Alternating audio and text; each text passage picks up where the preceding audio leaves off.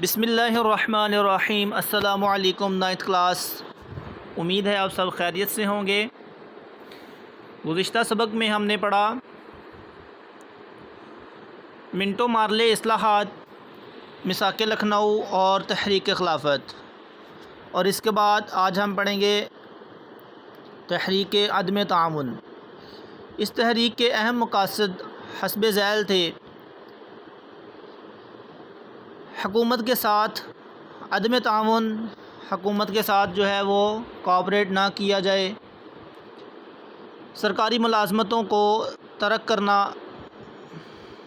فوج میں مسلمانوں کا بھرتی نہ ہونا، انگریزی مصنوعات کا بائیکاٹ، عدالتی بائیکاٹ، بچوں کو اسکولوں اور کالجوں میں نہ بھیجنا، انگریزوں کے عطا کردہ خطابات واپس کرنا۔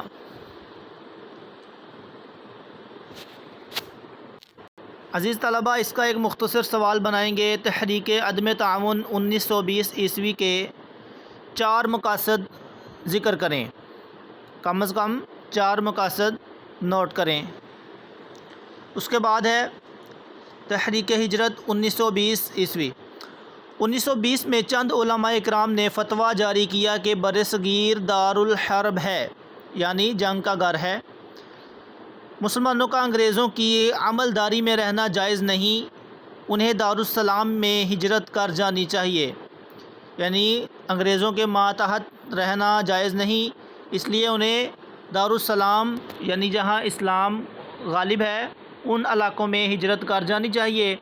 چنانچہ ہزاروں مسلمان خاندان اپنی جائیدادیں بیچ کر افغانستان ہجرت کر گئے۔ افغانستان نے ان کو اپنے ملک میں داخلے کی اجازت نہ دی اور انہیں مجبور کر دیا کہ وہ اپنے ملک واپس چلے جائیں۔ جب یہ لٹے پٹے مسلمان واپس آئے تو بربادی کے سوا ان کے لیے کچھ نہ تھا۔ مصطفیٰ کمال اتا ترک جدید ترکی کے بانی، انہوں نے ترکی میں خلافت کا خاتمہ کر دیا اور یہ تحریک ختم ہو گئی، تحریک ہجرت۔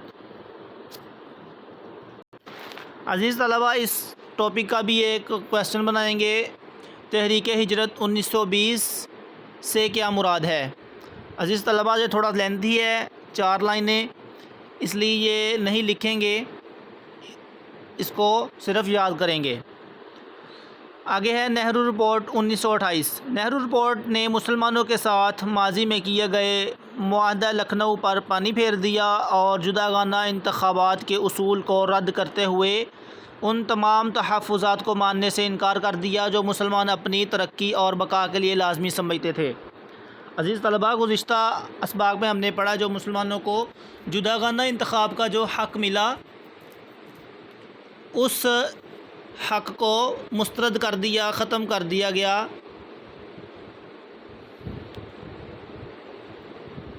تو اس لیے نہرو رپورٹ کی وجہ سے دونوں قوموں کے مابین تعلقات خراب ہو گئے۔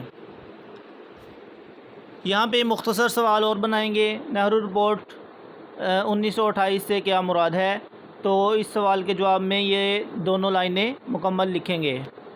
عزیز طلبہ، ان مختصر سوالات کو اپنی نیٹ کاپی پر لکھیں اور یہ جو ابھی سبق پڑھا گیا ہے اس کو مکمل اچھی طرح یاد کریں۔